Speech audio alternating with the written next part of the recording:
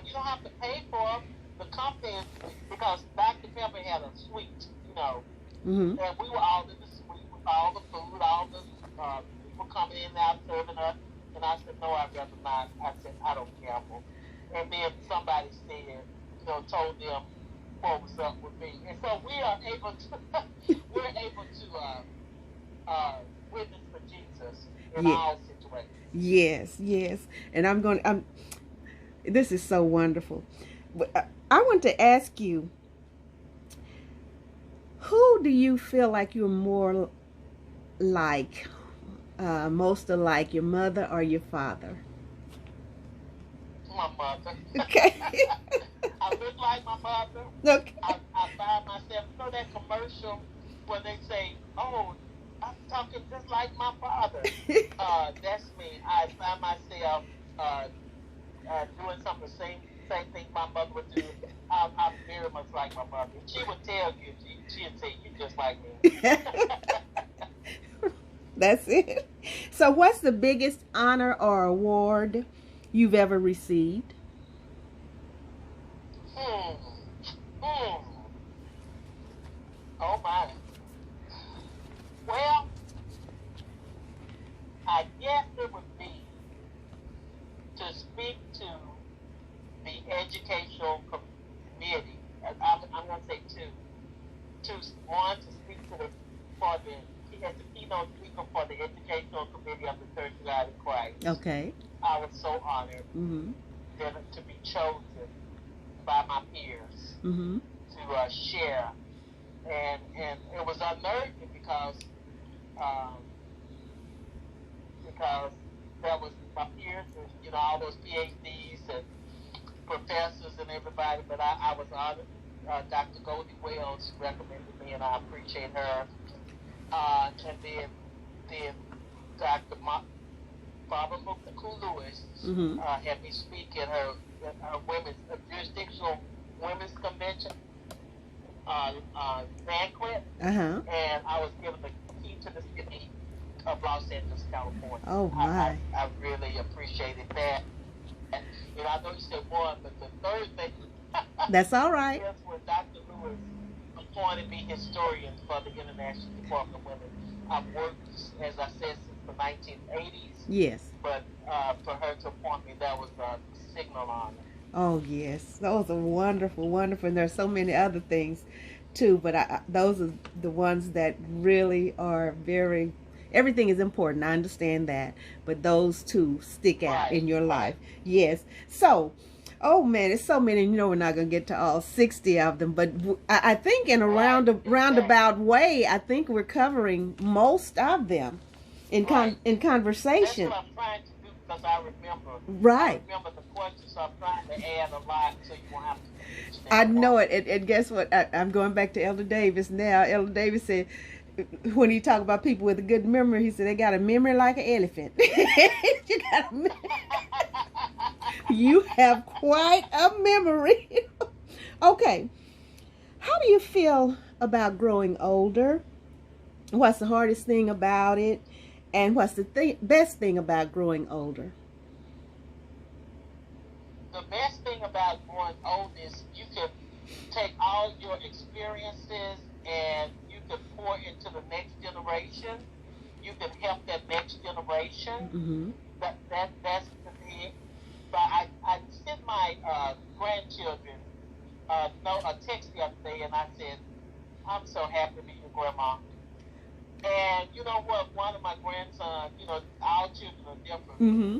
My oldest granddaughter, she responded, but one of my grandsons who's had some challenges, he said, and I'm happy to be your grandson. Oh.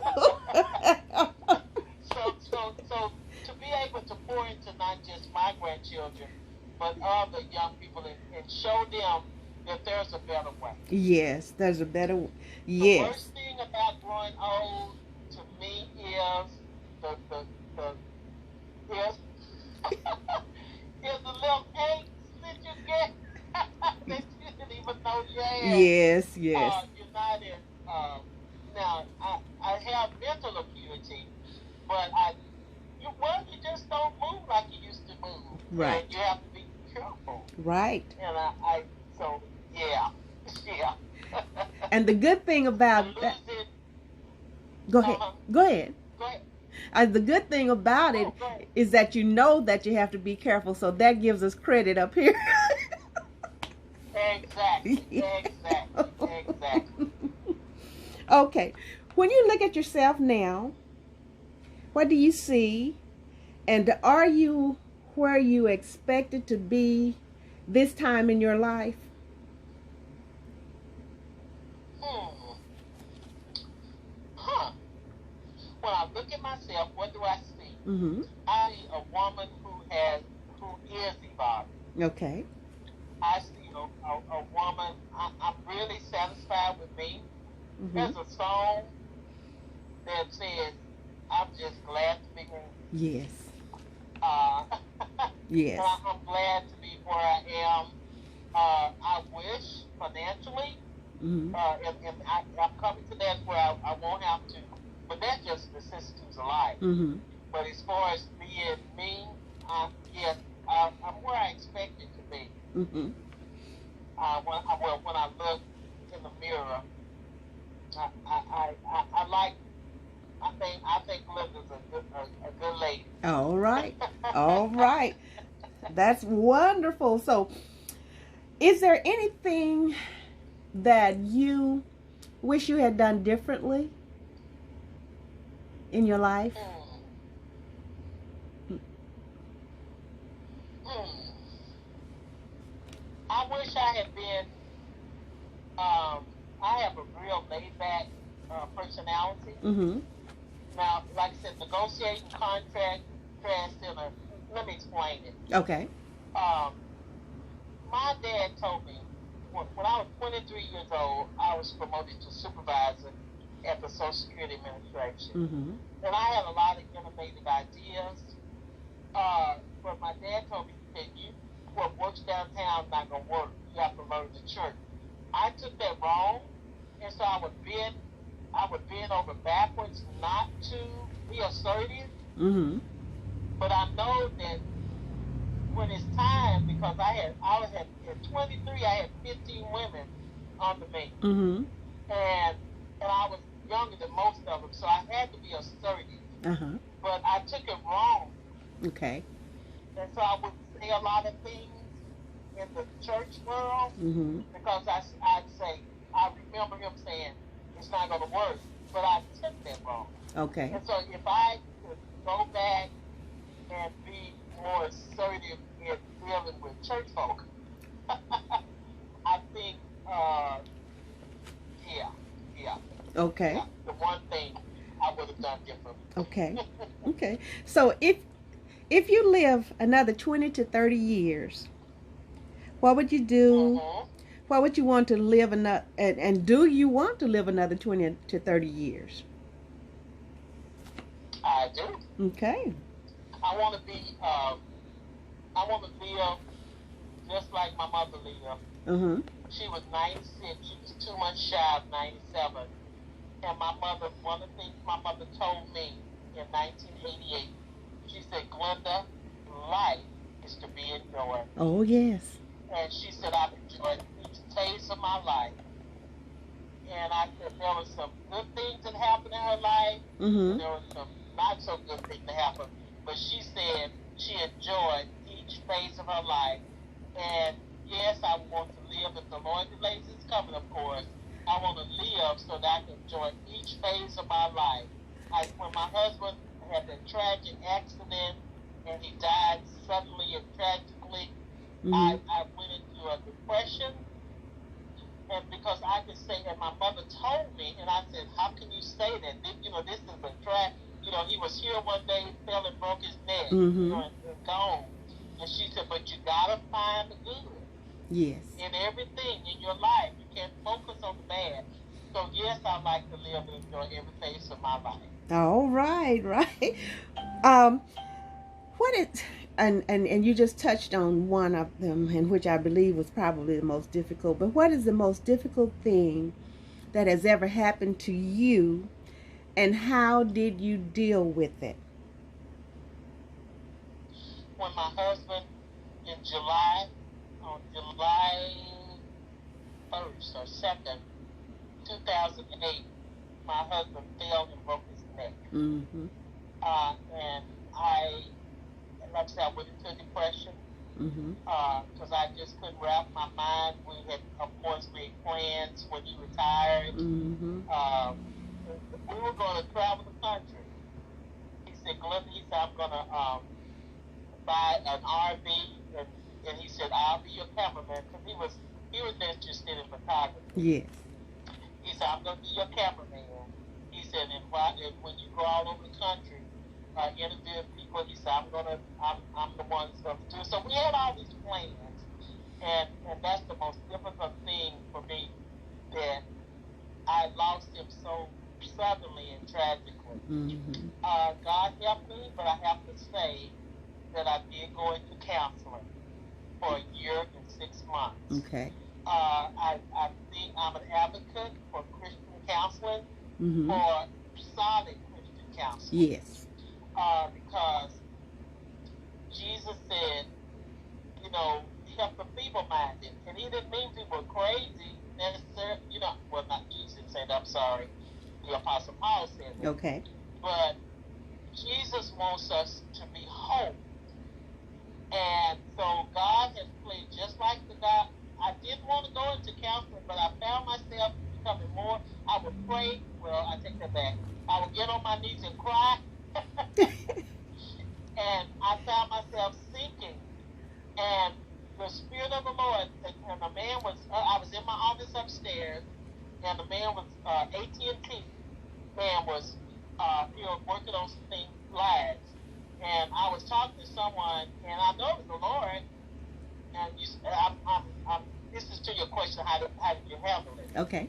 And he came to my office when he got through it. He said, I'm leaving. I think we got you set up or whatever. And he said, I don't mean to offend you. He said, but have you ever thought of going into counseling? He said, because my church, the Sunnydale Baptist Church in Sunnydale, Texas, we had a staff of counselors.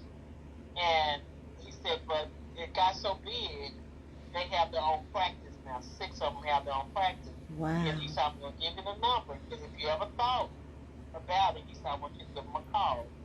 And I just thought that. I said, I'm saved, sanctified, and filled with the Holy Ghost. I said, I know God is going to help me with this.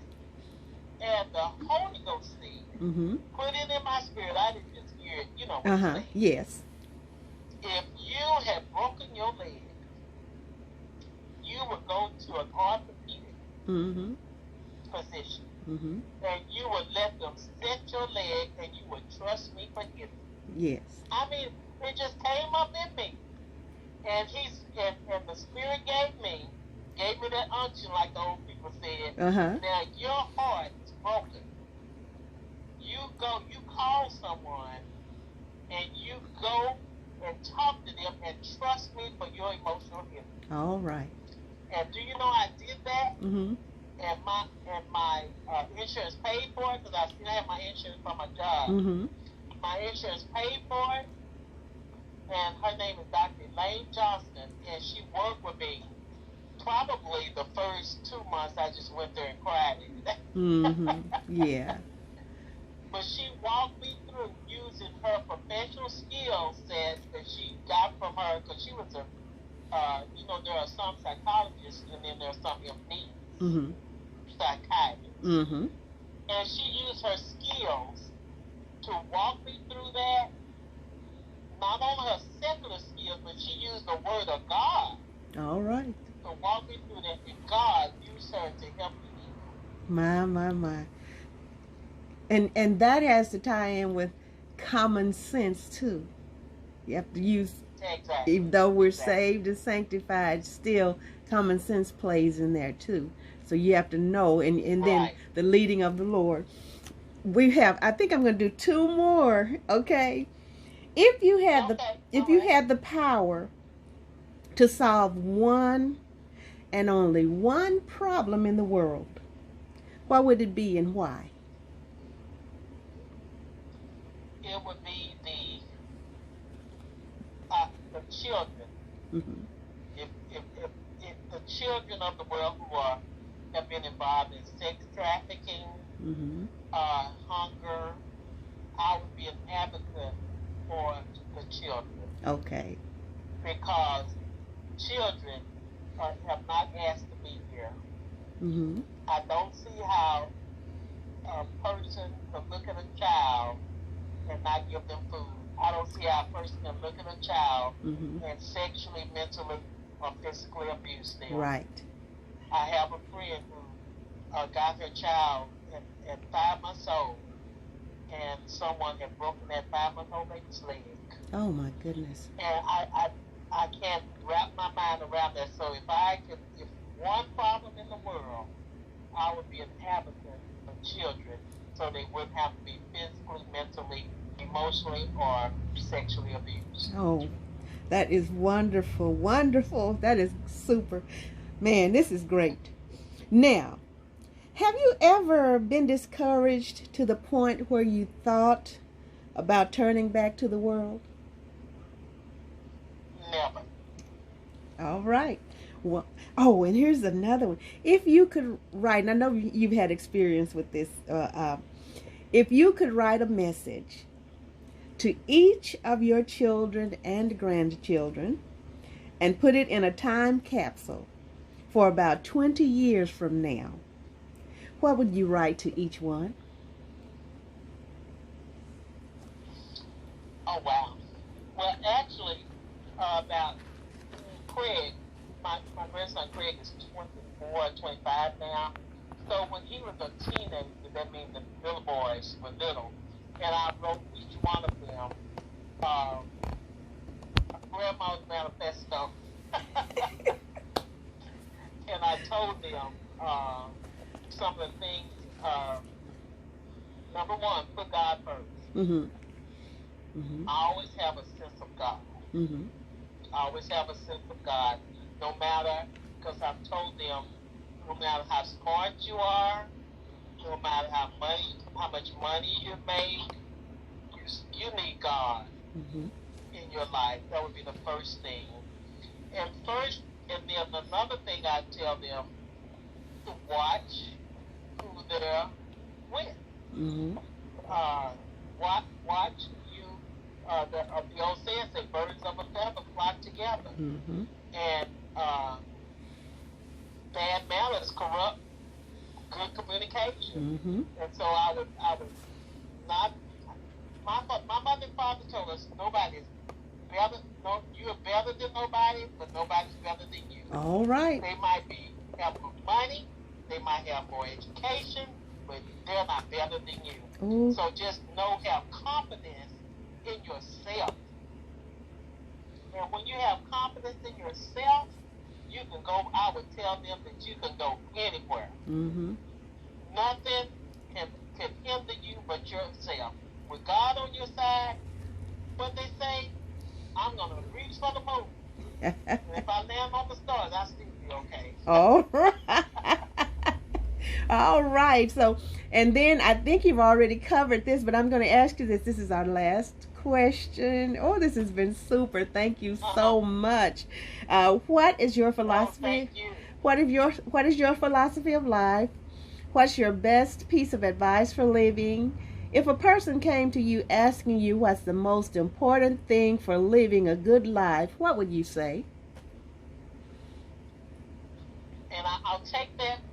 One of my sheroes was Mother Lydia Brooks Coffee. Okay. I've never met her, of course, but she said there is no higher calling than to serve. And that's one of the guiding principles of my life. All right. I tell them there is no higher calling than to serve. That's it. This has been supercalifragilisticexpialidocious. Thank you so much, my sister. But I do want to say, the women, the three women that because that was on your questionnaire. Okay. The three women that I admire the most. Oh, yes, yes. Number one was my mother. Because I've seen her go through many challenges. But she stayed with the Lord. She loved people. She was an unusual woman. The other is Dr. Dorothy Examay. Mm-hmm. She was the administrative secretary and missionary and supervisor of Haiti. Mm-hmm. She left her job back then in the 40s for her to have a job as a French teacher. Mm-hmm. When God told her to go to mission, she left all of that aside and went to Haiti and established 22 churches, built an orphanage, built schools. I admire her. And then the third person, as I said, is Mother Lillian Brooks Coffin. Okay. Just because she was Lillian Brooks Coffin, she was a go-getter and dynamite. Oh, yes. Well, I tell you, this has been so great. I'm going to use these words together. So great. And I've enjoyed it so much. And I want to say to you, as my sister, as my friend, that I really appreciate you, because I know the things that you've done in support of me. And even like and I know you don't even dwell on this, but I don't forget things. Not like that. God doesn't let me forget things that are important to me. Of how when I moved to the country, I was living out there, and my car, the car went down for a while, and you would come out there, you would come and get me. And whether we were going to church, or you would ask me, is there anywhere you need to go? When my children, weren't coming, you know what I'm saying, when they weren't available, because they lived in different areas. And you would always be there for me, for whatever. And I really, truly appreciate that. And one thing about it is people don't tell enough of what people do for them and how appreciative they are. And I could go on and on, but you are a true friend, and I really appreciate you and everything, and how we've traveled the highways together and just enjoyed each other and enjoyed the Lord in the process. And I want to say again, I'm repeating myself, thank you so much for the opportunity. And I am going to get this and get it out there. And also, please tell them about the article that just came out. Making headline news. The Church of God in Christ Book Club, International Department of Women Book Club, has used rediscovering an American classic, the story of Dr. Rita Mallory, as the book of the month for November. And so, Superintendent Andrew Jackson called me. He said, "Do you mind if I help promote this your book and the book club?" And I said, "Sure." And so he got in contact with this. I didn't even know this man, and he got in contact with him and said, "This is a lady that you probably want to interview." And boom, it was done. So we'll be on November 9th. And you'll probably see something online on the internet. Okay. About it, but the article, I was just so pleased with that article. His name is Andre Johnson. He did a great job with the article. But also, I want to share that each February, and Shirley is a member of the team, and has been since the very beginning. Oh, yeah. But each February, I have a history conference. Right. And thought leaders from around the country come and share Church of God in Christ history. For example, Dr. Jonathan Chisholm, who wrote the book, he got his PhD and wrote the book on the saints in the struggle, talked about Church of God in Christ in the civil rights movement, which a lot of people don't know. But we were part of the civil rights movement. But he wrote that book. He was a presenter, and he's Morehouse pastor. Dr. Obel Hamilton, just Mother Helen McDowell, Bishop Mason's granddaughter, who was 21 or 22 when he passed, so she grew up with him. So please, the last weekend, every February, we have the history conference, and we will be. I don't know if we're going to do it online. We're going to have to do it online. We usually have that the beautiful Dallas African American Museum, who is our major sponsor, but we might have to do it online. Okay. In 2021, but we'll be getting things out. And I want to thank you, Shirley, for being a part of the team from the beginning. I really, really appreciate that. And you can cut this part out, but I want to tell you this. Do you remember when we were we went to the convocation, and we had the GPS on, and the GPS kept saying, turn around, and we went like 30 or 40 minutes out the way. And then what did she tell you? Put this part on there, Go ahead. she said, you turn now. She got aggravated and said, take a hard left. Take a hard left now. It was all, we just laughed and talked. Oh, We yes. went about 30 or 40 miles out the way. Oh, yes, we had so much fun. You want to And give we them... had some good times Oh, with you. oh, yes, we have. Yes, we give them your address. I mean, your information. Okay. You can contact me at Glenda Goodson at AOL.com.